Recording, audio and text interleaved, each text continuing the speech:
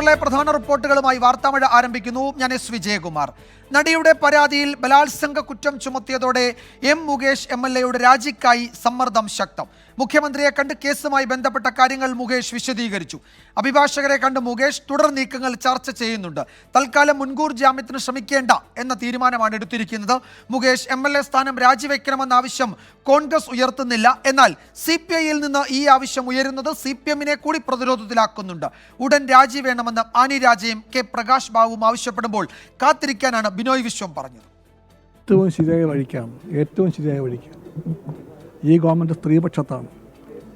സിനിമയിലെ സ്ത്രീകളുടെ മാനം, അന്തസ്സ്, തൊഴിൽ സുരക്ഷിതത്വം ഇതെല്ലാം ഉറപ്പാക്കാൻ വേണ്ടി ഇന്ത്യയിൽ തന്നെ ആദ്യമായി ഒരു ഉന്നതാധികാര കമ്മിറ്റിയെ വെച്ച ഗവൺമെൻറ്റാണ്. ഈ ഗവൺമെൻറ് ഇരകളുടെ കൂടെയാണ് ആയിരിക്കുമെന്ന് ഉറപ്പുണ്ട് കമ്മ്യൂണിസ്റ്റ് പാർട്ടിക്ക്. ഇവിടെ ഇതേ തരത്തിലുള്ള ആരോപണത്തിന് വിധേയരായിട്ടുള്ള MLA-മാരുണ്ട് കോൺഗ്രസ് പാർട്ടിക്കകത്ത്. അതുകൊണ്ട് ആരോപണം എന്ന് പറഞ്ഞത് മാത്രമല്ല വിഷയം. കാത്തിരിക്കാൻ, don't be in a hurry. മുകേഷിന് പ്രതിരോധം തീർത്ത് CPM പോളിറ്റ് ബ്യൂറോ അംഗം MA ബേബിയും LDF കൺവീനർ EP ജയരാജനും രംഗത്ത് വന്നു. മുകേഷിനെതിരെ കേസെടുത്തല്ലോ എന്നായിരുന്നു പ്രകാശ് കാരാട്ടിന്റെ പ്രതികരണം. അവിടുത്തെ കേരളത്തിലെ ഇടതുപക്ഷ ജനാധിപത്യ മുന്നണി പ്രസ്ഥാനം ഇക്കാര്യത്തെക്കുറിച്ച് ആലോചിച്ച് തീരുമാനമെടുക്കും. മുകേഷിനും ഇതിനകത്തൊരു ചുമതലയുണ്ട് ഇക്കാര്യത്തിൽ ഉചിതമായിട്ട് തീരുമാനമെടുക്കാൻ. അത് അവർക്ക് വിടുകയാണ്. ഞാനിപ്പോൾ ഇവിടെ നിന്നിട്ട് എന്ത് വേണമെന്നുള്ളതിനെ കുറിച്ച് അഭിപ്രായം പറയുന്നത്. മുകേഷിന് വിടുകയല്ല, മുകേഷ് മാത്രം തീരുമാനിക്കേണ്ടതല്ല. മുകേഷും അക്കാര്യത്തിൽ അദ്ദേഹത്തിന് ഉത്തരവാദിത്വമുണ്ട്. എന്നാൽ കേരളത്തിലെ മുകേഷിനെ സ്ഥാനാർത്ഥിയാക്കിയ പ്രസ്ഥാനവും LDF-ഉം ഒക്കെ ഇക്കാര്യം ആലോചിച്ച് ഉചിതമായ തീരുമാനമെടുക്കുമെന്നാണ് ഞാൻ പ്രതീക്ഷിക്കുന്നത്.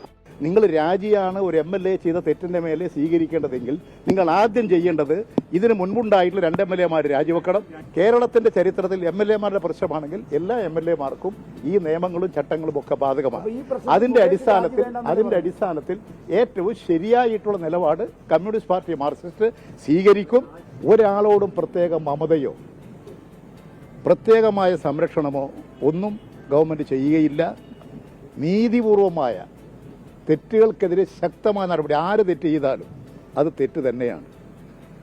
ആ തെറ്റുകൾക്ക് അതിനനുസരിച്ചിട്ടുള്ള ശിക്ഷയും ഉണ്ടാകും, നടപടിയും ഉണ്ടാകും. മുകേഷ് MLA വലിയ ആരോപണങ്ങൾ വിധേയനായിരിക്കും. അപ്പോൾ അതിന് പ്രതികരണം കേസെടുത്തില്ല. അതേസമയം പരാതി നൽകിയ നടിയുടെ രഹസ്യമൊഴി കോടതിയിൽ രേഖപ്പെടുത്താൻ പോലീസ് നീക്കം തുടങ്ങി. വിഷ്ണു സുരേഷ് കൊച്ചിയിൽ നിന്ന് ഏറ്റവും പുതിയ വിവരങ്ങൾ നൽകും. ഒപ്പം S ശ്രീകാന്തും അജീഷ് ജയകുമാറും VA ഗിരീഷും അരുൺ രാജും വിശദാംശങ്ങൾ നൽകും. വിഷ്ണു, എന്താണ് പോലീസിന്റെ നീക്കം? ഇതിപ്പോൾ ഒരു ജാമ്യമില്ലാ വകുപ്പ് പ്രകാരം കേസെടുത്തു. മുകേഷ് മുൻകൂർ ജാമ്യത്തിന് ശ്രമിക്കുന്നു എന്നായിരുന്നു നേരത്തെ റിപ്പോർട്ട്. തൽക്കാലം മുൻകൂർ ജാമ്യത്തിന് നീക്കമില്ല എന്ന വിവരം വരുന്നു. ഇതിൽ ഇപ്പോൾ രഹസ്യമൊഴി കൂടി രേഖപ്പെടുത്താൻ പോകുന്നു. ഒരു അറസ്റ്റിലേക്ക് കാര്യങ്ങൾ നീങ്ങുമോ? വിജയകുമാർ, അറസ്റ്റ് ഉടനടി ഉണ്ടാകാനുള്ള സാധ്യത വളരെ വിരളമാണ്. കാരണം രഹസ്യമൊഴി അടക്കം രേഖപ്പെടുത്തേണ്ടതുണ്ട്. അതോടൊപ്പം മറ്റ് ഇക്കാര്യങ്ങൾ വേറെ ആരോടെങ്കിലും വെളിപ്പെടുത്തിയിട്ടുണ്ടോ എന്ന് നടിയോട് ആരാഞ്ഞിരുന്നു. ചില പേരുകളൊക്കെ പറയുകയും ചെയ്തിട്ടുണ്ട്. അവരുടെ കൂടി മൊഴി രേഖപ്പെടുത്തിയ ശേഷമായിരിക്കും അറസ്റ്റ് ഉൾപ്പെടെയുള്ള നടപടിയിലേക്ക് കടക്കുക. 164 ആണ് ഈ കേസിൽ ഏറ്റവും നിർണായകമായി മാറുകയും ചെയ്യുക. അതുപോലെ മുകേഷും കാത്തിരിക്കുകയാണ്.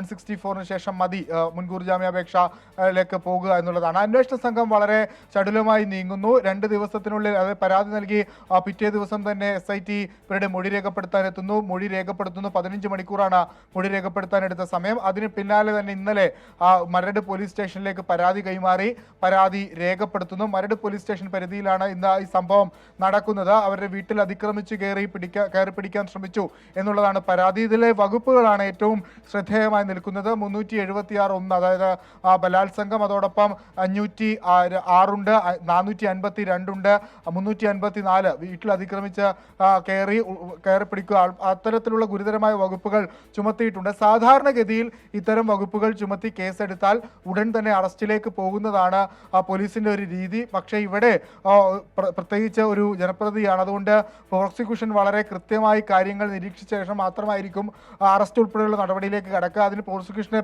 അല്ലെങ്കിൽ അന്വേഷണ സംഘത്തിന് പ്രധാനമായി വെല്ലുവിളി നിൽക്കുന്നത് ഇത് കുറേ വർഷങ്ങൾക്ക് മുൻപ് നടന്ന ഒരു സംഭവമാണ്. അതിൽ തെളിവ് സമാഹരിക്കുക എന്നുള്ളത് ഒരല്പം വെല്ലുവിളി നിറഞ്ഞ നടപടി കൂടിയാണ്. അതുകൊണ്ട് പരമാവധി തെളിവുകളൊക്കെ സമാഹരിച്ചായിരിക്കും അറസ്റ്റിലേക്ക് പോകുക. അതല്ല എങ്കിൽ കോടതിയിലേക്ക് എത്തിക്കഴിഞ്ഞാൽ പെട്ടെന്ന് മുകേഷിന് ജാമ്യം കിട്ടുന്ന സാഹചര്യം ഉണ്ടാകും. അങ്ങനെ ജാമ്യം കിട്ടിക്കഴിഞ്ഞാൽ വലിയ തിരിച്ചടി സർക്കാരിനാവും. സർക്കാർ സംരക്ഷിച്ചു എന്ന നിലയിലേക്കൊക്കെ കാര്യങ്ങൾ എത്തും. അതുകൊണ്ട് വളരെ ശ്രദ്ധപൂർവ്വം തന്നെയാണ് അന്വേഷണം മുന്നോട്ട് കൊണ്ടുപോകുന്നത്. ഇന്ന് ഈ കേസുകൾ കൊച്ചിയിൽ എടുത്തിരിക്കുന്ന എല്ലാ കേസുകളും ഇന്ന് തന്നെ പ്രത്യേക അന്വേഷണ സംഘത്തിന് കൈമാറുമെന്ന് കൊച്ചി സിറ്റി പോലീസ് കമ്മീഷണർ അറിയിച്ചിട്ടുണ്ട്.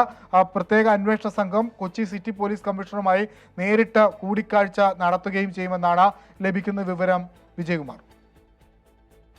വിഷ്ണു, ഇതിൽ മൊഴി ഇന്നലെ രേഖപ്പെടുത്തി. കുറച്ച് പഴയ ആരോപണങ്ങൾ, കുറച്ച് പഴയ സംഭവങ്ങളൊക്കെ ആയിരുന്നു നേരത്തെ ഈ പരാതിക്കാരി മാധ്യമങ്ങളോട് ഒരു ഘട്ടത്തിൽ പറഞ്ഞത്. തെളിവുകളുടെ അഭാവമുണ്ടോ എന്നൊക്കെയുള്ള സംശയം ആ ഘട്ടത്തിൽ ഉയർന്നിരുന്നു. പക്ഷേ അതിൽ തെളിവുകളൊക്കെ ഉണ്ടെന്ന് അവർ വീണ്ടും പറയുന്നത് കഴിഞ്ഞ ദിവസം പിന്നീട് നമ്മൾ കേൾക്കുകയും ചെയ്തു. ഒരു സുശക്തമായ കേസ് എന്ന നിലയിൽ പരിഗണിക്കാവുന്ന തരത്തിലുള്ള വിവരങ്ങൾ ഈ പരാതിക്കാരിയിൽ നിന്ന് IPS ഉദ്യോഗസ്ഥർ അടക്കമുള്ളവരാണ് മൊഴി രേഖപ്പെടുത്തിയത്. അവർക്ക് ലഭിച്ചിട്ടുണ്ട് എന്നാണോ നമ്മൾ ഈ ഘട്ടത്തിൽ കരുതേണ്ടത്?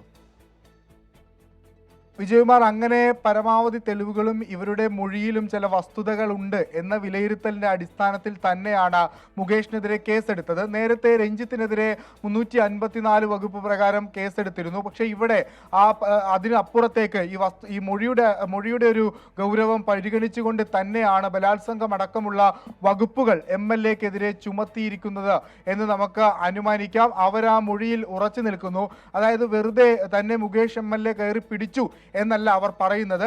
ഏത് സമയത്താണ്, എവിടെ വെച്ചാണ്, ഏത് സിനിമയുടെ സെറ്റിൽ വെച്ചാണ് എന്നെല്ലാം കൃത്യമായി അന്വേഷണ സംഘത്തിന് മൊഴി നൽകിയിട്ടുണ്ട്. അത് ഒരിടത്ത് വെച്ച് മാത്രമല്ല, പലതവണ മുകേഷ് തന്നോട് ഇത്തരത്തിൽ അശ്ലീല ചുവയോടുകൂടി സംസാരിച്ചു. എന്താണ് സംസാരിച്ചത് എന്ന് കൃത്യമായി തന്നെ, അതായത് മുകേഷ് പറഞ്ഞത് എന്താണ് എന്നുള്ളത് വളരെ കൃത്യമായി തന്നെ അന്വേഷണ സംഘത്തോട് അവരുടെ രീതിയിൽ പറഞ്ഞ് നൽകിയിട്ടുമുണ്ട്. ആ മൊഴിയുടെ ഒരു ഗൗരവ സ്വഭാവം കണക്കിലെടുത്തുകൊണ്ട് തന്നെയാണ് പെട്ടെന്ന് തന്നെ കേസ് ലോക്കൽ പോലീസിലേക്ക് കൈമാറുകയും ഇതിൽ അടിയന്തരമായി കേസെടുക്കണമെന്ന നിർദ്ദേശം നൽകുകയും ചെയ്ത്. ഇത് മൊഴിയിലൊക്കെ വലിയ സംശയങ്ങൾ ഉണ്ടെങ്കിൽ ബലാത്സംഗം പോലുള്ള ഗുരുതര വകുപ്പുകൾ പ്രത്യേകിച്ചൊരു ജനപ്രതിനിധിക്കെതിരെ ചുമത്തുമെന്ന് തോന്നുന്നില്ല. അപ്പോൾ അന്വേഷണ സംഘം കരുതുന്നത് ഈ മൊഴിയിൽ മൊഴി പറഞ്ഞതിൽ അല്ലെങ്കിൽ ഈ നടിയുടെ മൊഴിയിൽ ചില വസ്തുതകൾ ഉണ്ട് എന്ന് പ്രാഥമികമായി അവർ വിലയിരുത്തുന്നു എന്നാണ് നമ്മൾ മനസ്സിലാക്കേണ്ടത്. അതുകൊണ്ട് തന്നെയാണ് ബലാത്സംഗം അടക്കമുള്ള വകുപ്പുകൾ, ജാമ്യമില്ലാത്ത വകുപ്പ് ഒരു ജനപ്രതിനിധിക്കെതിരെ ചുമത്തിയതെന്ന് ഈ ഘട്ടത്തിൽ വിലയിരുത്തപ്പെടുന്നുണ്ട്. വിജയകുമാർ. വിഷ്ണു സുരേഷാണ് വിവരങ്ങൾ നൽകിയത്. വിഷ്ണു, തുടരുക. മറ്റൊരു പ്രധാന വാർത്ത ഇപ്പോൾ കോടതിയിൽ നിന്ന് വരുന്നുണ്ട്. നമ്മൾ അതിൻ്റെ വിശദാംശങ്ങൾ പരിശോധിച്ച ശേഷം ഈ വാർത്തയിലേക്ക് മടങ്ങി വരും. വടകരയിലെ വിവാദ കാഫിർ സ്ക്രീൻഷോട്ടിൻ്റെ ഉറവിടം കണ്ടെത്തണമെന്ന് ഹൈക്കോടതി. എല്ലാ സമൂഹ മാധ്യമങ്ങളിൽ നിന്നും പോസ്റ്റ് പൂർണ്ണമായും നീക്കം ചെയ്യണമെന്നും കോടതി നിർദ്ദേശം നൽകി.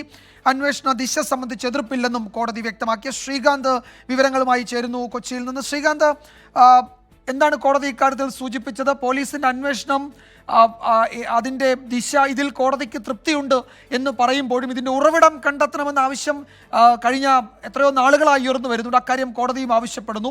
എന്താണ് ഇന്ന് കോടതിയിൽ സംഭവിച്ചത്? ഈ കാഫർ സ്ക്രീൻഷോട്ട് വിവാദവുമായി ബന്ധപ്പെട്ട് ഖാസിം നൽകിയ പരാതിയാണ് ഇപ്പോൾ കോടതി പരിഗണനയ്ക്കെടുത്തിട്ടുള്ളത്. ഇതിൽ ഇന്ന് കോടതി പ്രധാനമായും പറഞ്ഞ ചില നിരീക്ഷണങ്ങളുണ്ട്.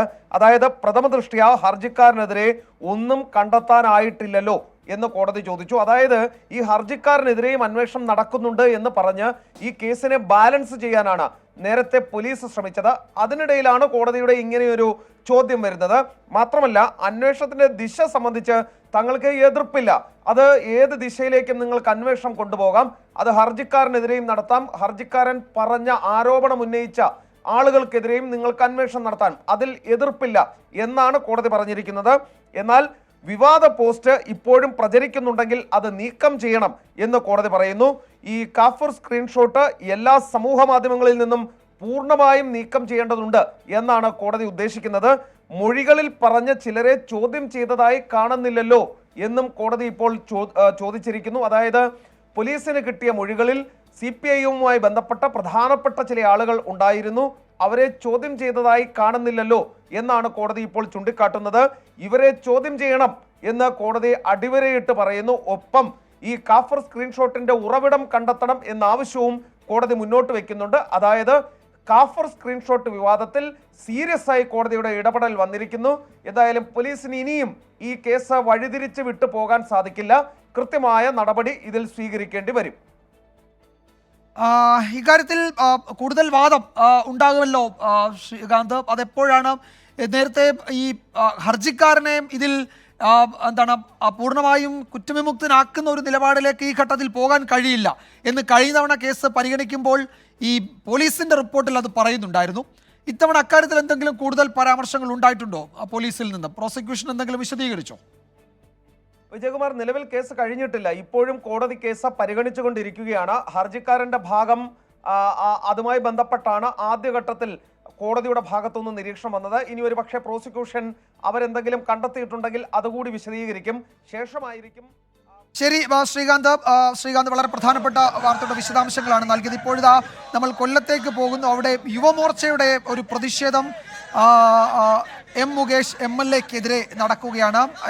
മുകേഷിൻ്റെ വീട്ടിലേക്കാണ്, ഓഫീസും വീടുമൊക്കെ സ്ഥിതി ചെയ്യുന്ന മേഖലയിലേക്കാണ് പ്രതിഷേധ പ്രകടനം നടക്കുന്നത്. അരുൺ രാജ് വിവരങ്ങൾ നൽകും. അരുൺ, വലിയ പ്രതിഷേധം പല മേഖലകളിൽ നിന്നും മുകേഷിനെതിരെ ഉയർന്നു വരുന്നുണ്ട്. അതിനൊരു കേന്ദ്രമാകാൻ പോകുന്ന ഒരു പക്ഷേ കൊല്ലം തന്നെയാകും. എന്താണ് യുവമോർച്ച മാർച്ചിന്റെ വിവരങ്ങൾ? അവിടെ കൂടുതൽ പ്രതിപക്ഷ യുവജന വനിതാ സംഘടനകളൊക്കെ പ്രതിഷേധത്തിന് ഒരുങ്ങുന്നുണ്ടല്ലോ.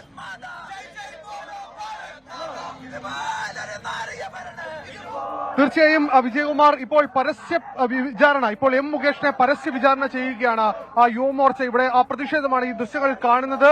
ഈ കയ്യിൽ കോഴികളുമായി മുകേഷിന്റെ ചിത്രങ്ങളടങ്ങിയ ബോർഡുകളുമായി എം മുകേഷിനെതിരെയുള്ള പ്രതിഷേധം, അത് വ്യത്യസ്ത തരത്തിലുള്ള പ്രതിഷേധമാണെങ്കിലും ആ പ്രതിഷേധത്തിന്റെ സ്വരം, പ്രതിഷേധത്തിന്റെ രീതി കുറച്ചുകൂടി ശക്തമാകുന്നു എന്നുള്ളതാണ്.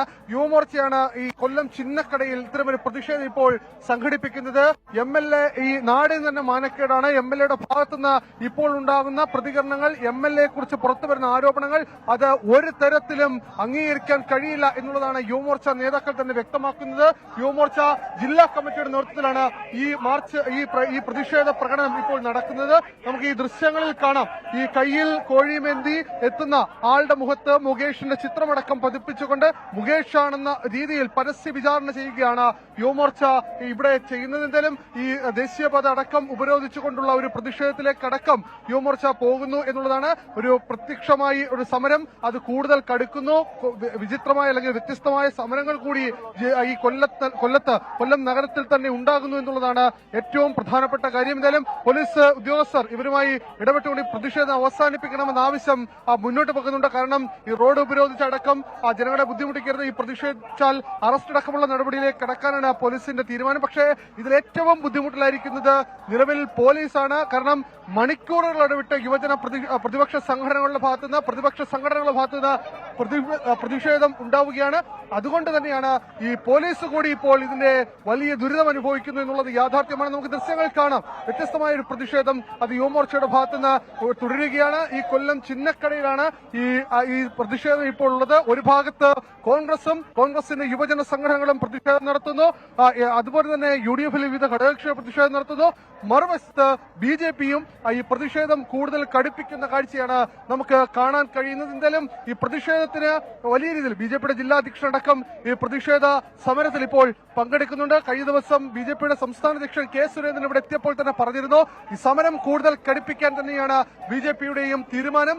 ഈ കൊല്ലത്ത് ഉപതെരഞ്ഞെടുപ്പ് അത് എന്ത് തന്നെയായാലും അനിവാര്യമായ ഘടകമാണ്. ഇത്തരമൊരു അപമാനം സഹിച്ച് കൊല്ലം ജനതയ്ക്ക് ഒരു MLA വേണ്ട എന്ന നിലപാടാണ് പ്രതിപക്ഷ സംഘടനകൾ ഒന്നാകെ ഒറ്റ നിലപാടായി മുന്നോട്ട് വെക്കുന്നത്. എന്തായാലും പ്രതിഷേധം കനക്കുമ്പോഴും MLA കൊല്ലത്തില്ല. കൊല്ലത്ത് നിന്ന് ഈ പ്രതിഷേധത്തിന്റെ ആദ്യ ദിവസം കൊച്ചിയിലേക്ക് യാത്ര തിരിച്ച് MLA തിരിച്ചു മടങ്ങി ഇതുവരെ കൊല്ലത്തേക്ക് എത്തിയിട്ടുമില്ല. CPM നേതൃത്വം പരസ്യമായി ഇതുവരെ ഒരു പിന്തുണ പോലും ഇതുവരെ അറിയിച്ചിട്ടുമില്ല. ഏതെങ്കിലും തരത്തിൽ ഈ പ്രതിഷേധത്തിന്റെ രൂപം മാറുകയാണെങ്കിൽ സ്വാഭാവികമായും പോലീസിനെ സംബന്ധിച്ചും സർക്കാരിനെ സംബന്ധിച്ചും വലിയ ചെറുതല്ലാത്ത പ്രതിസന്ധി ഉണ്ടാക്കും. ഏതെങ്കിലും നടപടികൾ ഉണ്ടാവുകയാണെങ്കിൽ സ്വാഭാവികമായും അത് ഈ കയ്യിൽ നിൽക്കുമോ എന്ന കാര്യത്തിൽ പോലും ആശങ്കയുണ്ടെങ്കിലും ജില്ലാ പോലീസ് മേധാവി കൂടിയായ ചൈത്ര തെരേസ ഇന്ന് ഉദ്യോഗസ്ഥരെ നേരിട്ട് വിളിച്ച് സംയമനം പാലിക്കണമെന്ന നിർദ്ദേശം ഇപ്പോൾ നൽകിയിട്ടുണ്ട്.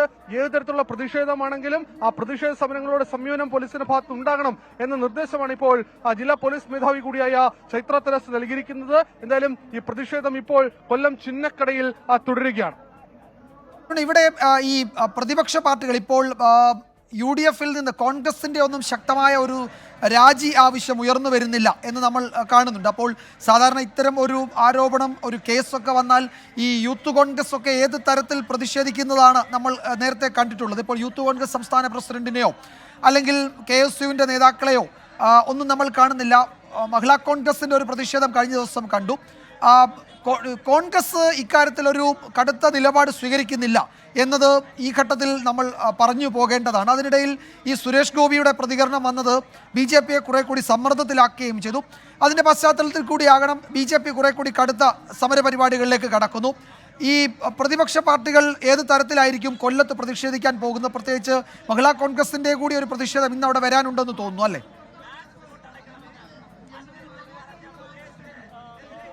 തീർച്ചയായും വിജയകുമാർ, നാളെ മഹിളാ കോൺഗ്രസിന്റെ സംസ്ഥാന അധ്യക്ഷ കൂടിയ ജെബി മേത്ര അടക്കമുള്ളവർ ഈ M മുകേഷ് MLA ഓഫീസിലേക്ക് മാർച്ചിൽ ആഹ്വാനം ചെയ്തിട്ടുണ്ട്. തൊട്ടടുത്ത ദിവസം, അതായത് 31 തീയതി യൂത്ത് കോൺഗ്രസിന്റേതായ മാർച്ച്, അത് വളരെ ശക്തമായ പ്രകടനം ഉണ്ടാകും. വളരെ ക്രമസമാധാന പ്രശ്നം, ലോ ആൻഡ് ഓർഡർ ഇഷ്യൂ ഉണ്ടാകാൻ പോലും സാധ്യതയുണ്ടെന്നാണ് സ്പെഷ്യൽ ബ്രാഞ്ചിൽ ലഭിച്ചിരിക്കുന്ന റിപ്പോർട്ട്. അതിൽ യൂത്ത് കോൺഗ്രസിന്റെ സംസ്ഥാന അധ്യക്ഷൻ കൂടിയായ രാഹുൽ മാങ്കൂട്ടത്തിലും പങ്കെടുക്കും എന്നുള്ളതാണ്. ഇതുവരെ കോൺഗ്രസ് ആണ് സമരം ഏറ്റെടുത്തതെങ്കിൽ ആ സമരത്തിന്റെ രീതി ഇനി മാറ്റാൻ പോകുന്നു കോൺഗ്രസ്. യൂത്ത് കോൺഗ്രസും മഹിളാ കോൺഗ്രസും അടക്കമുള്ളവരെ രംഗത്തിറക്കുന്നു. കാരണം പ്രത്യക്ഷ സമരത്തിൽ കൊല്ലത്ത് യുവമോർച്ചയും BJPയും രംഗത്ത് വന്നു. കഴിഞ്ഞ ദിവസം RSPയും അതുപോലെ തന്നെ RYFും രംഗത്ത് വന്നു. ആ സമരത്തിന്റെ ഒരു തീക്ഷ്ണത കഴിഞ്ഞ ദിവസം കണ്ടതാണ്. MLA ഓഫീസിന് ഉള്ളിലേക്ക് RSP നടത്തിയ മാർച്ച് എണ്ണം വളരെ തുച്ഛമാണെങ്കിൽ പോലും അവരുടെ മാർച്ച് വളരെ ശക്തമെന്നായിരുന്നു വിലയിരുത്തൽ. അതുകൊണ്ട് തന്നെ ഈ പ്രത്യക്ഷ സമരത്തിന്റെ അത് നേതൃത്വം ഏറ്റെടുക്കാൻ കോൺഗ്രസ് തയ്യാറാകുന്നു എന്നുള്ളതാണ്. കോൺഗ്രസിൽ നിന്ന് നാളെ ഒരുപക്ഷെ മഹിളാ കോൺഗ്രസ് ജെബി മേത്ര വന്ന മഹിളാ കോൺഗ്രസിന്റെ ഔദ്യോഗികമായ നിലപാട് അറിയിക്കും. കാരണം കൊല്ലത്തെ സംബന്ധിച്ച് രാഷ്ട്രീയപരമായി കോൺഗ്രസിന് വലിയ വേരോട്ടമുള്ള സ്ഥലമാണ്. കൊല്ലം നിയോജക മണ്ഡലത്തിൽ ഏത് വിധേനയും M മുകേഷിനെ പരാജയപ്പെടുത്താൻ കഴിഞ്ഞ തവണ കോൺഗ്രസ് പലകുറി ശ്രമിച്ചതാണ്. ഒരു ഉപതെരഞ്ഞെടുപ്പുണ്ടായാൽ അതിന്റെ നേട്ടം കൊഴിയാൻ കഴിയും എന്ന വിശ്വാസം കൂടി കോൺഗ്രസിനുള്ളിലുണ്ട്. അതുകൊണ്ട് കോൺഗ്രസ് അതിന്റെ സമരമുഖത്തേക്ക് ഇറങ്ങുന്നു എന്നുള്ളതാണ് യാഥാർത്ഥ്യം. പക്ഷേ ഇന്ന് വരെ നടന്നത് കോൺഗ്രസ് ജില്ലാ കമ്മിറ്റിയുടെയും KPCCയുടെയും നിർദ്ദേശപ്രകാരമുള്ള സമരങ്ങളാണ്. BJP ഒരു പരസ്യ പ്രതിഷേധത്തിലേക്ക് അത് ഇത്തരത്തിലുള്ള പ്രതിഷേധത്തിലൂടെ കടന്നതോടെ കോൺഗ്രസും ഇനി വലിയ രീതിയിലുള്ള പ്രതിഷേധത്തിലേക്ക്.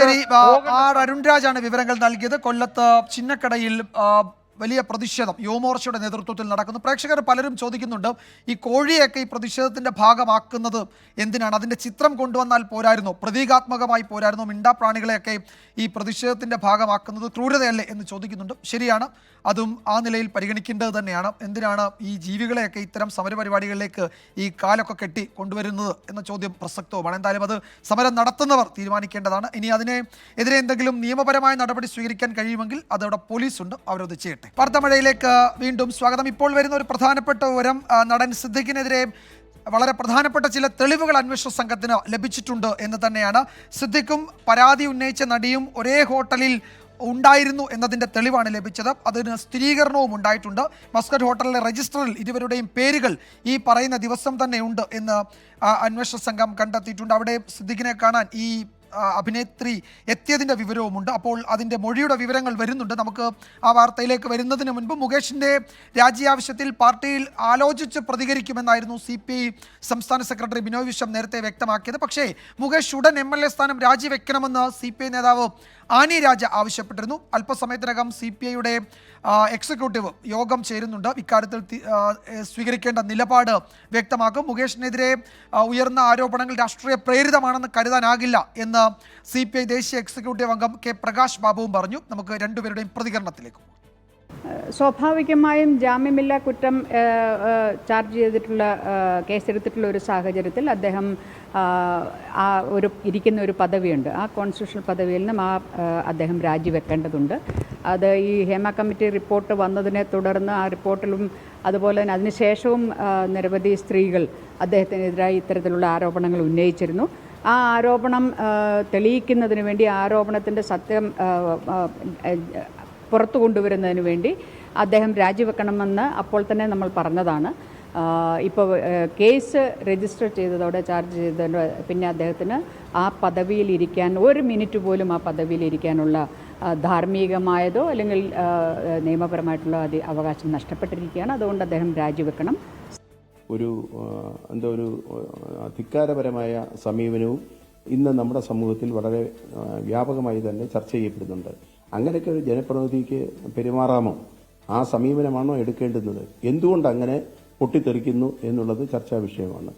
കൊല്ലം MLA സംബന്ധിച്ചുള്ള ആക്ഷേപങ്ങൾ, സിനിമാ മേഖലയിൽ നിന്നുള്ള ആക്ഷേപങ്ങൾ വന്നിട്ടുണ്ട്.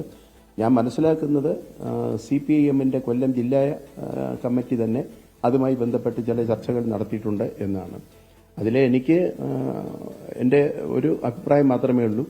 ഇടതുപക്ഷ ജനാധിപത്യ മുന്നണിയെയും മുന്നണിയുടെ ഗവൺമെന്റിനെയും ഒരു പ്രതിസന്ധിയിലാക്കുന്ന നിലയിലേക്ക് മുകേഷ് പോകാൻ പാടില്ല. അത് യുക്തമായ നിലയിൽ മുകേഷ് എത്രയും പെട്ടെന്ന് തീരുമാനമെടുക്കുകയാണ് വേണ്ടത്. വി എ ഗിരീഷ് വിവരങ്ങൾ നൽകും തിരുവനന്തപുരത്ത് നിന്ന്. ഗിരീഷ്, ഇതിൽ CPIക്ക് ഉള്ളിൽ വ്യത്യസ്ത അഭിപ്രായമുണ്ടോ? ഇപ്പോൾ ബിനോയ് വിശ്വം പറയുന്ന പാർട്ടിയിൽ ആലോചിച്ച് ഒരു മറുപടി നൽകാം, കാത്തിരിക്കൂ എന്ന് പറയുന്നു. പ്രകാശ് ബാബുവും ആനി രാജയും കടുത്ത നിലപാട്. ഇക്കാര്യത്തിൽ ഇടതുമുന്നണിയെയോ സർക്കാരിനെയോ പ്രതിരോധത്തിലാക്കുന്ന തരത്തിലേക്ക് ഇത് വഷളാകാതെ നോക്കണം, പുറത്തു പോകണമെന്ന് തന്നെ മുകേഷിനോട് രണ്ട് പ്രധാനപ്പെട്ട നേതാക്കൾ പറയുന്നു. എന്താണ് CPIയിൽ സംഭവിക്കുന്നത്? ഈ ഓൺലൈൻ യോഗം എക്സിക്യൂട്ടീവ് തുടങ്ങിയോ? വിജയകുമാർ, ഇപ്പോൾ CPIയുടെ അവൈലബിൾ നേതൃയോഗം പാർട്ടി സംസ്ഥാന കമ്മിറ്റി ഓഫീസായി പ്രവർത്തിക്കുന്ന PS സ്മാരകത്തിൽ തുടങ്ങിയിട്ടുണ്ട്. മുകേഷിന്റെ കാര്യത്തിൽ ഉൾപ്പെടെ ഒരു നിലപാടിലേക്ക് എത്തുക എന്നത് തന്നെയാണ് ഇന്നത്തെ യോഗത്തിന്റെ ഏറ്റവും പ്രധാനപ്പെട്ട അജണ്ട. കാരണം ഇത് സംബന്ധിച്ച പല കോണുകളിൽ നിന്ന് മുകേഷിന്റെ രാജി ആവശ്യം ഉയരുന്നുണ്ട്. മുതിർന്ന CPI നേതാക്കളായ ആനി രാജയും പ്രകാശ് ബാബുവും ഇക്കാര്യം പരസ്യമായി ആവശ്യപ്പെട്ടു കഴിഞ്ഞു. ഇക്കാര്യത്തിൽ പാർട്ടിയിൽ ഒരു വ്യക്തത ഉണ്ടാക്കുക എന്നുള്ളത് തന്നെയാണ് CPI ഇന്ന് തീരുമാനിച്ചിരിക്കുന്നത്. ഇതിന്റെ ഭാഗമായിട്ടാണ് ഇന്ന് നേതൃയോഗം ചേരുന്നതും. കാരണം മുകേഷുമായി ബന്ധപ്പെട്ട വിഷയത്തിൽ തീരുമാനമെടുക്കേണ്ടത് CPIM ആണ്. പക്ഷേ എങ്കിൽ പോലും ഘടകകക്ഷി എന്ന നിലയിൽ സംസ്ഥാന സർക്കാരിന്റെ പ്രതിച്ഛായയും മുന്നണിയുടെ പ്രതിച്ഛായയും ബാധിക്കാതിരിക്കാനുള്ള നടപടികൾ CPIയുടെ ഭാഗത്തുനിന്നുണ്ടാകും. മുകേഷ് രാജിവെക്കണം എന്ന ഒരു പൊതുവികാരം തന്നെയാണ് CPIയിലുള്ളത്. ഇക്കാര്യത്തിൽ അഭിപ്രായ വ്യത്യാസങ്ങളില്ല. പക്ഷേ ഇക്കാര്യം പരസ്യമായി പറയുന്നതിൽ മാത്രമാണ് ചില അഭിപ്രായ വ്യത്യാസങ്ങൾ ഉള്ളതെന്നാണ് ഇപ്പോൾ വരുന്ന വാർത്തകൾ അല്ലെങ്കിൽ സൂചനകൾ വ്യക്തമാക്കുന്നത്. കാരണം പാർട്ടി ഒരു തീരുമാനമെടുക്കുന്നതിന് മുമ്പേ ഇക്കാര്യം പരസ്യമായി പറയേണ്ടിയിരുന്നില്ല എന്ന ഒരു വിലയിരുത്തൽ സംസ്ഥാന നേതൃത്വത്തിനുണ്ട്. പക്ഷേ മുകേഷിന്റെ രാജി അനിവാര്യമാണ് എന്ന് CPI നേതൃത്വം കരുതുന്നുമുണ്ട്. മറ്റ് UDFന്റെ MLAമാരെ താരതമ്യം ചെയ്തുകൊണ്ട് അവർക്കെതിരെ കേസ് വന്നപ്പോൾ രാജിവെച്ചില്ലല്ലോ തുടങ്ങിയ ചില വാദഗതികൾ CPM ചില നേതാക്കന്മാരിൽ നിന്ന് ഉണ്ടാകുന്നുണ്ട്. എന്നാൽ UDFനെ LDFുമായി താരതമ്യപ്പെടുത്തേണ്ടതില്ല. അങ്ങനെയല്ല, LDF അല്ലെങ്കിൽ ഇടതുമുന്നണി എപ്പോഴും സ്ത്രീപക്ഷ നിലപാടിനൊപ്പമാണ്. അതുകൊണ്ട് തന്നെ ഈ വിഷയത്തിൽ ഉചിതമായ മാർഗം CPIM നേതൃത്വം സ്വീകരിക്കണം എന്നുള്ളത് തന്നെയാണ് CPIയുടെ ഒരു നിലപാട്. ഇക്കാര്യം ഏതായാലും ഇന്ന് ചർച്ച ചെയ്ത് പാർട്ടിയുടെ നിലപാടായി ഇന്ന് പ്രഖ്യാപിക്കുകയും ചെയ്യും. വിജയകുമാർ. വി എ ഗിരീഷാണ് വിവരങ്ങൾ നൽകിയത്. എന്തായാലും ഇക്കാര്യത്തിൽ CPIക്ക് അകത്ത് രണ്ടഭിപ്രായമുണ്ടോ എന്ന സംശയം ശക്തമാണ്. പാർട്ടി ഒരു അഭിപ്രായം പറയുന്നതിന് മുൻപ് തന്നെ പ്രധാനപ്പെട്ട നേതാക്കൾ അവരുടെ നിലപാട് വിശദീകരിച്ചതിൽ ബിനോയ് വിശ്വത്തിന്, സംസ്ഥാന സെക്രട്ടറിക്ക് അതൃപ്തി ഉണ്ടോ എന്നൊക്കെയുള്ള ചോദ്യം ഉയരുന്നുണ്ട്. എന്തായാലും അല്പസമയത്തിനകം CPIയുടെ ഒരു വിശദീകരണം അക്കാര്യത്തിൽ വരും എന്ന് കരുതാം. ഇപ്പോൾ മന്ത്രി ഡോക്ടർ R ബിന്ദു പറയുന്നത് മുകേഷിന്റെ രാജിക്കാര്യത്തിൽ നേരത്തെ അഭിപ്രായം പറഞ്ഞിട്ടുള്ളതാണ് എന്നാണ് പറയുന്നത്. അപ്പോൾ അതിൽ മാതൃകാപരമായ നടപടി എടുക്കും, ആര് കുറ്റം ചെയ്താലും ശിക്ഷിക്കപ്പെടണം എന്നൊക്കെയുള്ള സാമാന്യവൽക്കരണം ആ പ്രതികരണത്തിലുണ്ട്. സ്ത്രീപക്ഷ നിലപാടുകൾക്കൊപ്പം ഉറച്ചു നിന്ന് നടപടി എടുക്കുമെന്നാണ് മന്ത്രി പറയുന്നത്. പക്ഷേ എന്തൊക്കെയാണ് ആ നടപടി എന്നത് സംബന്ധിച്ച് ഇനിയും വരാനിരിക്കുന്നതേ ഉള്ളൂ. നേരത്തെ നമ്മൾ സൂചിപ്പിച്ച വാർത്തയിലേക്ക്, ലൈംഗികാരോപണ പരാതിയിൽ നടൻ സിദ്ദിഖിനെതിരെ കുരുക്ക് മുറുകുകയാണ്. സിദ്ദിഖും പരാതിക്കാരിയായ യുവനടിയും തിരുവനന്തപുരത്തെ ഹോട്ടലിൽ ഉണ്ടായിരുന്നതിന് തെളിവ് അന്വേഷണ സംഘത്തിന് ലഭിച്ചു. ഉച്ചയ്ക്ക് ശേഷം നടിയുടെ രഹസ്യമൊഴി രേഖപ്പെടുത്തും. ജയസൂര്യക്കെതിരായ പരാതിയിൽ പൊതുഭരണ വകുപ്പിനോട് അന്വേഷണ സംഘം വിവരങ്ങൾ തേടി എന്ന വിശദാംശങ്ങൾ കൂടി ഇപ്പോൾ വരുന്നുണ്ട്. അജീഷ് ജയകുമാർ വിവരങ്ങൾ നൽകും തിരുവനന്തപുരത്ത്. അജീഷ്, അന്വേഷണ സംഘത്തിന് ചില പ്രധാനപ്പെട്ട വിവരങ്ങൾ സിദ്ദിഖിനെതിരായ പരാതിയിൽ ലഭിച്ചിട്ടുണ്ടല്ലേ?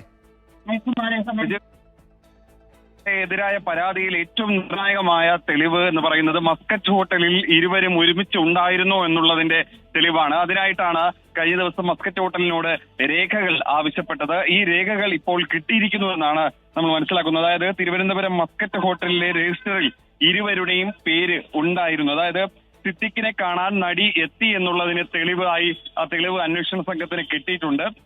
സിദ്ദിഖിന്റെ മുറി ഉണ്ടായിരുന്നത് ഒന്നാമത്തെ നിലയിലാണ്. അതായത് മസ്കറ്റ് ഹോട്ടലിലെ ഒന്നാമത്തെ നിലയിലാണ് സിദ്ദിഖിന്റെ മുറി ഉണ്ടായിരുന്നത്. സിദ്ദിഖിനെ കാണാൻ റിസപ്ഷനിലെ രജിസ്റ്ററിൽ പേരെഴുതി ഒപ്പുവെച്ചാണ് നടി മുറിയിലെത്തിയത്. ഈ മുറിയിൽ വെച്ചാണ് പീഡിപ്പിക്കപ്പെട്ടതെന്നാണ് മൊഴി നൽകിയിരിക്കുന്നത്. സിദ്ദിഖ് ആവശ്യപ്പെട്ട പ്രകാരമാണ് മുറിയിലെത്തിയതെന്നും നടി പോലീസിനെ കഴിഞ്ഞ ദിവസം മൊഴി നൽകിയിരുന്നു. എന്തായാലും സിനിമയുടെ പ്രീ ഷോ കഴിഞ്ഞ ശേഷമാണ് ഹോട്ടലിൽ എത്തിയതെന്നായിരുന്നു മൊഴി. എന്തായാലും തിയേറ്ററിൽ നിന്നുള്ള വിവരങ്ങളും പോലീസ് ശേഖരിക്കും.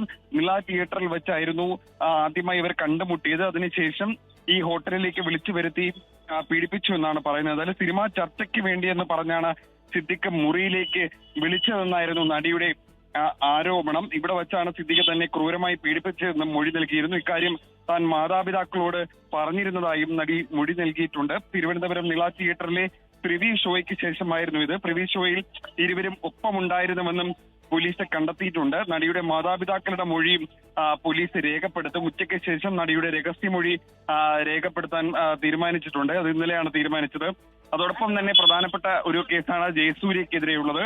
ഇത് പൊതുഭരണ വകുപ്പിനോട് വിവരങ്ങൾ തേടി അന്വേഷണ സംഘം ജയസൂര്യക്കെതിരായ കേസിലാണ് വിവരങ്ങൾ തേടിയത്. കന്റോൺമെന്റ് സ്റ്റേഷനിലാണ് ഈ കേസ് എടുത്തിട്ടുള്ളത്. സെക്രട്ടേറിയറ്റിൽ വച്ചാണ് തന്നെ കടന്നു പിടിച്ചതെന്ന് നടി നേരത്തെ മൊഴി നൽകിയിരുന്നു. കൊച്ചി സ്വദേശിയായ നടിയാണ്. സിനിമാ ഷൂട്ടിംഗ്, അതായത് ദേ ഇങ്ങോട്ട് നോക്കി എന്ന ആ സിനിമയുടെ ഷൂട്ടിംഗ് സെക്രട്ടേറിയറ്റിനുള്ളിൽ വെച്ച് നടന്നപ്പോൾ കടന്നു പിടിക്കാൻ ശ്രമിച്ചു എന്നാണ് ആരോപണം. അത് സിനിമാ ഷൂട്ടിങ്ങിന് സെക്രട്ടേറിയറ്റ് വാടകയ്ക്ക് നൽകിയതിന്റെ വിവരങ്ങളാണ് പൊതുഭരണ വകുപ്പിനോട് പ്രത്യേക അന്വേഷണ സംഘം ഇപ്പോൾ തേടിയിട്ടുള്ളത്.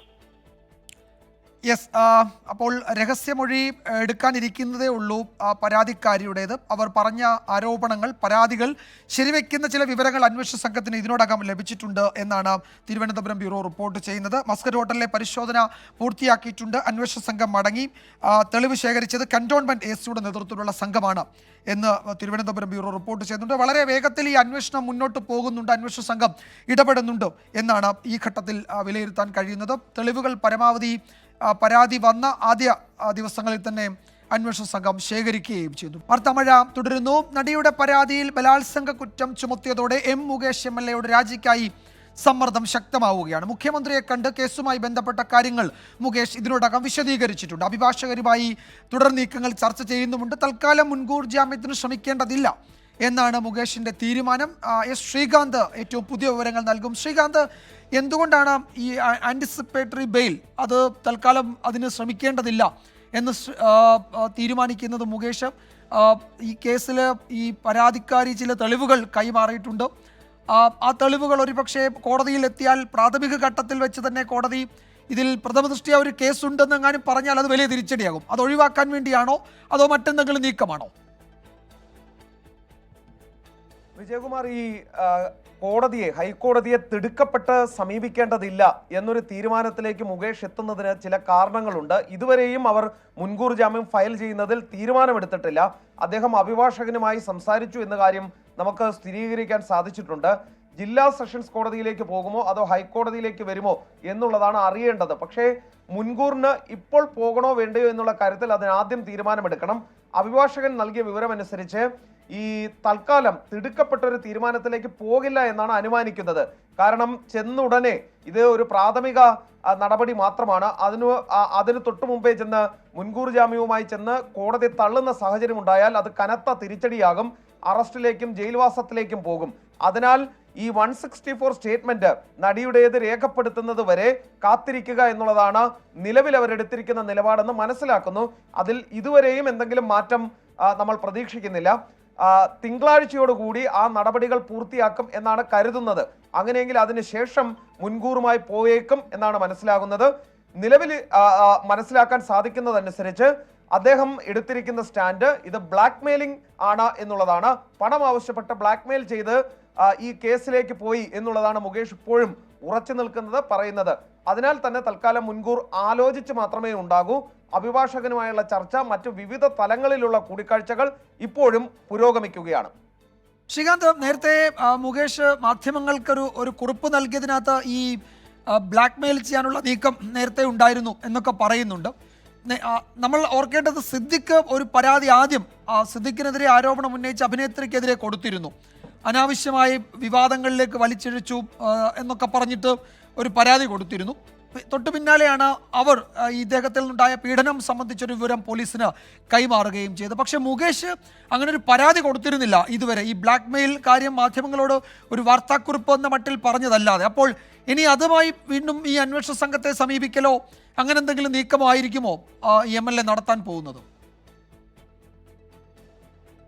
നിലവിൽ ഇതുവരെ അത് സംബന്ധിച്ചുള്ള തീരുമാനങ്ങളൊന്നും ആയിട്ടില്ല. രണ്ട് രീതിയിൽ നടക്കുന്നുണ്ട് എന്നുള്ളതാണ് നമുക്ക് കിട്ടുന്ന വിവരം. അതായത് അന്വേഷണ സംഘത്തിന് മുമ്പാകെ മുഖ്യമന്ത്രിയോട് തന്നെ നേരിട്ട് ഇക്കാര്യം വിശദീകരിച്ചു എന്നുള്ളതാണ് നമുക്ക് കിട്ടുന്ന വിവരം.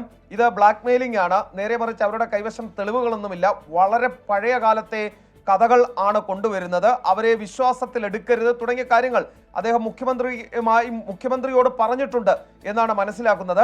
രണ്ടാമത്തെ കാര്യം എന്ന് പറയുന്നത് മറ്റൊരു തരത്തിൽ ഇത് സെറ്റിൽ ചെയ്യാനുള്ള നീക്കവും ഒരു ഭാഗത്ത് നടക്കുകയും ചെയ്യുന്നു. അതിനാൽ തന്നെ തിടുക്കപ്പെട്ടത് അന്വേഷണ സംഘത്തിന് മുൻപാകെ ഈ ആരോപണം പരാതി എത്തുമോ എന്നുള്ള കാര്യം അറിയില്ല.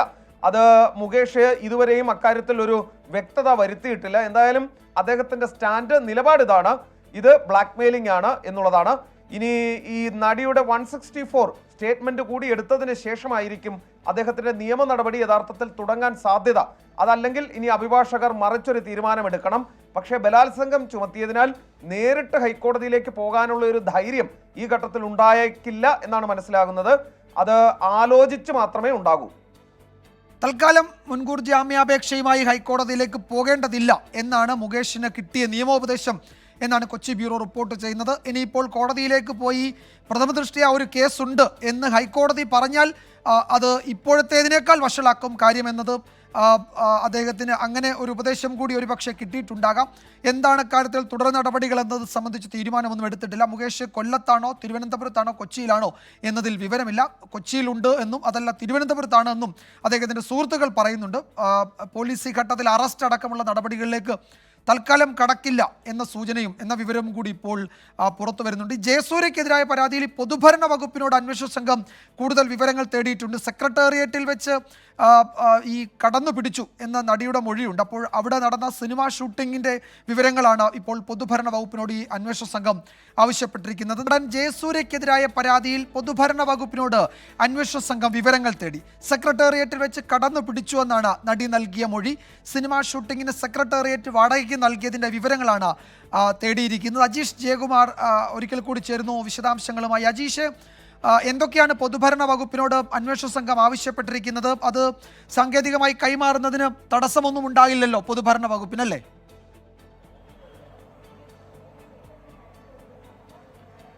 വിജയകുമാർ, ഇത് സാങ്കേതികമായി കൈമാറുന്നതിൽ ഒരു തടസ്സവുമില്ല. ഈ 2008 സമയത്താണ് ഈ ദേ ഇങ്ങോട്ട് നോക്കി എന്ന സിനിമയുടെ ചിത്രീകരണം നടന്നത്. ഇത് സെക്രട്ടേറിയറ്റിൽ വെച്ചും അതിന്റെ പ്രധാന ഭാഗങ്ങൾ ഷൂട്ട് ചെയ്തിരുന്നു.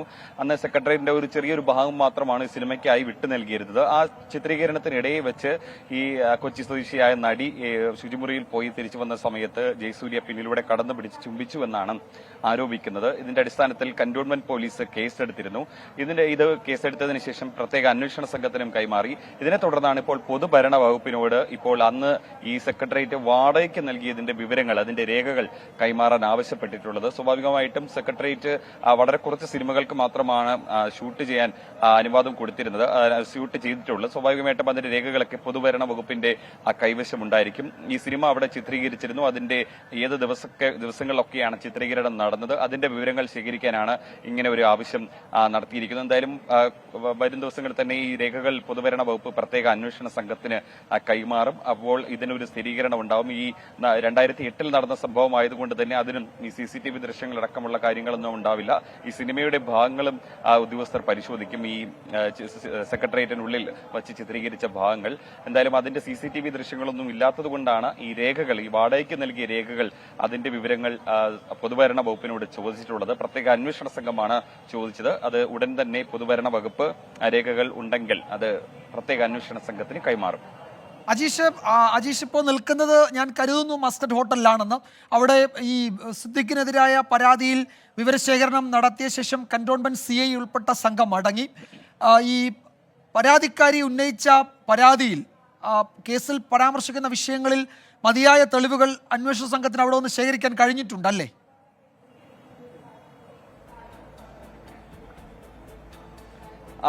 ഏറ്റവും നിർണായകമായ വിവരങ്ങൾ അന്വേഷണ സംഘത്തിന് കിട്ടിയെന്നാണ് നമ്മൾ മനസ്സിലാക്കുന്നത്. ഞാനിപ്പോൾ നിൽക്കുന്നത് മസ്കറ്റ് ഹോട്ടലിലാണ്. ഇവിടെ കുറച്ചു നേരം മുമ്പാണ് കന്റോൺമെന്റ് സിയുടെ നേതൃത്വത്തിലുള്ള സംഘം പരിശോധനയ്ക്ക് എത്തിയത്. ഇവിടുത്തെ രജിസ്റ്ററാണ് പ്രധാനമായും ഉദ്യോഗസ്ഥർ പരിശോധിച്ചത്. അതായത് ഈ പീഡനം നടന്നുവെന്ന് യുവതി പറയുന്ന ദിവസം സിദ്ദിഖ് ഇവിടെ മുറിയെടുത്തിട്ടുണ്ടോ, ഈ പെൺകുട്ടി സിദ്ദിഖിനെ കാണാനായി ഇവിടെ എത്തിയിട്ടുണ്ടോ എന്നതടക്കമുള്ള വിവരങ്ങളാണ് അന്വേഷിച്ചത്. അന്നേ ദിവസം സിദ്ദിഖ് ഇവിടെ മുറിയെടുത്തിട്ടുണ്ടെന്നും ഇതിന്റെ 1ാമത്തെ നിലയിലായിരുന്നു സിദ്ദിഖ് അന്ന് മുറിയെടുത്തിരുന്നത്. ആ ദിവസം തന്നെ സിദ്ദിഖിന്റെ മുറിയിലേക്ക് പോകുന്നതിനായി ഈ രജിസ്റ്ററിൽ പേരെഴുതി യുവനടി പോയതായും വിവരങ്ങൾ ലഭിച്ചിട്ടുണ്ട്. അതിന്റെ രജിസ്റ്ററിന്റെ രേഖകൾ അന്വേഷണ സംഘം ശേഖരിച്ച് ഇവിടെ നിന്ന് മടങ്ങിയിട്ടുണ്ട്.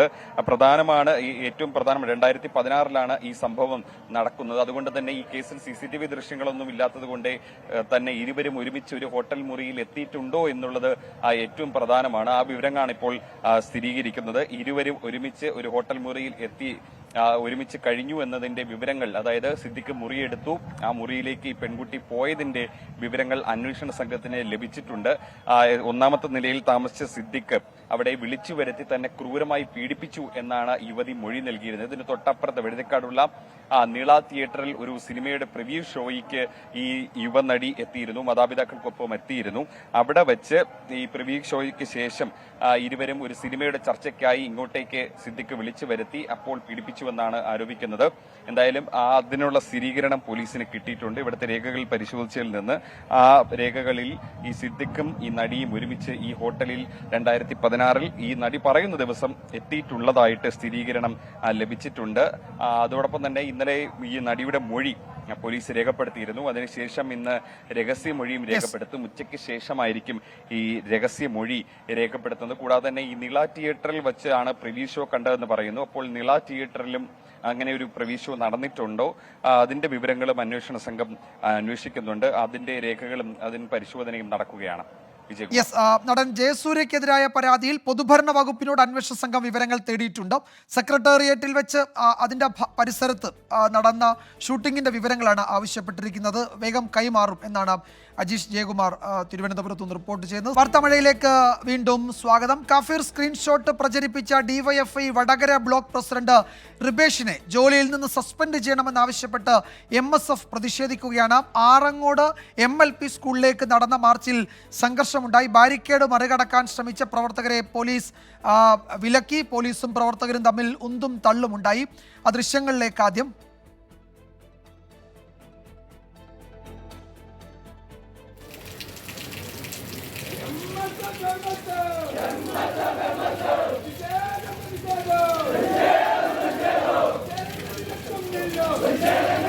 അഭിജിത്ത് മുഴക്കുന്ന വിവരങ്ങൾ നൽകും കോഴിക്കോട്ട് നിന്ന്. അഭിജിത്ത്, പ്രതിഷേധം അവസാനിച്ചോ? ഇക്കാര്യത്തിൽ എന്തെങ്കിലും കൂടുതൽ സമരപരിപാടികളിലേക്ക് MSF കടക്കുമോ? ഇപ്പോൾ കോടതി ഇന്ന് അതിൻ്റെ ഉറവിടം കണ്ടെത്തണം, ആ സ്ക്രീൻഷോട്ടിൻ്റെ ഉറവിടം കണ്ടെത്തണമെന്ന് പോലീസിന് നിർദ്ദേശം നൽകുക കൂടി ചെയ്ത ദിവസമാണ്. തീർച്ചയായും വിജയകുമാർ, ഈ സാഹചര്യത്തിൽ കൂടുതൽ പ്രതിഷേധ പരിപാടികളിലേക്ക് കടക്കാൻ തന്നെയാണ് MSF ഉൾപ്പെടെയുള്ള സംഘടനകളുടെ നീക്കം. നേരത്തെ തന്നെ ഇക്കാര്യത്തിൽ UDF തങ്ങളുടെ നിലപാട് വ്യക്തമാക്കുകയും ചെയ്തതാണ്. ഈ റിബേഷ് അധ്യാപകനായ ആറങ്ങോട്ട് LP സ്കൂളിലേക്ക് അല്പസമയം മുൻപാണ് MSF ഒരു പ്രതിഷേധ മാർച്ചുമായി എത്തിയത്. റിബേഷിനെ ജോലിയിൽ നിന്ന് സസ്പെൻഡ് ചെയ്യുക എന്നുള്ളതായിരുന്നു ആവശ്യം. ഇത് സ്കൂളിന്റെ മീറ്ററുകൾക്ക് ഇപ്പുറത്ത് വെച്ച് പോലീസ് ബാരിക്കേഡ് ഉപയോഗിച്ച് തടഞ്ഞു. പിന്നാലെ ഈ ബാരിക്കേഡ് മറികടക്കാൻ MSF പ്രവർത്തകരുടെ ഭാഗത്തു നിന്ന് ഒരു ശ്രമമുണ്ടായി. ഇതോടെയാണ് പോലീസും പ്രവർത്തകരും തമ്മിൽ നേരിയ സംഘർഷത്തിലേക്ക് വഴിമാറിയത്. ചെറിയ രീതിയിലുള്ള ഒരു ഉന്തും തള്ളും പോലീസും പ്രവർത്തകരും തമ്മിൽ ഉണ്ടായിരുന്നു. പിന്നീട് ആ ഒരു രംഗം ശാന്തമാവുന്ന ഒരു സാഹചര്യമാണ് ഉണ്ടായത്. നിലവിൽ പ്രവർത്തകർ ആ രീതിയിലുള്ള ഒരു സംഘർഷത്തിലേക്ക് കടന്നിട്ടില്ല. അവർ സമാധാനമായി നിൽക്കുകയാണ്. പ്രതിഷേധം വിളിക്കുന്നുണ്ട് എന്നതിൽ കവിഞ്ഞ് മറ്റൊരു സംഘർഷ സാധ്യത നിലവിൽ അവിടെയില്ല. ഏറ്റവും പ്രധാനപ്പെട്ട കാര്യം, റിബേഷ് ആണ് ഈ സ്ക്രീൻഷോട്ട് ആദ്യം പ്രചരിപ്പിച്ചത് എന്നുള്ള ഒരു കണ്ടെത്തൽ പോലീസ് ഹൈക്കോടതിയിൽ നൽകിയിരുന്നു. റിബേഷ് അഡ്മിനായ വാട്സ്ആപ്പ് ഗ്രൂപ്പിലാണ് ഇത് ആദ്യം എത്തിയത് എന്നുള്ളതായിരുന്നു പോലീസിന്റെ കണ്ടെത്തൽ. ഇതിന് പിന്നാലെ വലിയൊരു പ്രതിഷേധത്തിലേക്ക് UDF കടന്നിരുന്നു. KSU അടക്കം യൂത്ത് കോൺഗ്രസ് ഉൾപ്പെടെ വലിയ സമരപരിപാടികളിലേക്ക് കടക്കുകയും ചെയ്തു. അതിനൊടുവിലാണ് ഇപ്പോൾ MSFും പ്രതിഷേധം കടുപ്പിക്കുന്ന ഒരു സാഹചര്യം ഉണ്ടായത്. അഭിജിത്ത് മുഴക്കുന്നാണ് കോഴിക്കോട് നിന്ന് വിവരങ്ങൾ നൽകിയത്. ഇപ്പോൾ ഈ താരങ്ങൾക്കെതിരായ കേസിൽ അന്വേഷണ സംഘത്തിന്റെ ഭാഗമായ ജി പൂങ്കുഴലി ഒരു വിവരം നൽകുന്നുണ്ട്. FIR രജിസ്റ്റർ ചെയ്ത 7 കേസുകൾ ഇന്ന് തന്നെ SIT പ്രത്യേക അന്വേഷണ സംഘം ഏറ്റെടുക്കും. അതിന്റെ ഉത്തരവിനായി കാത്തിരിക്കുകയാണ്. അറസ്റ്റ് ഉണ്ടാകുമോ എന്ന് ഇപ്പോൾ പറയാനാകില്ല. കമ്മീഷണറുമായുള്ള കൂടിക്കാഴ്ചയ്ക്ക് ശേഷമായിരുന്നു ഈ അന്വേഷണ സംഘത്തിലെ വനിതാ ഉദ്യോഗസ്ഥയുടെ പ്രതികരണം. അപ്പോൾ ഈ റിപ്പോർട്ടോടെ വാർത്താമഴ അവസാനിക്കുകയാണ്.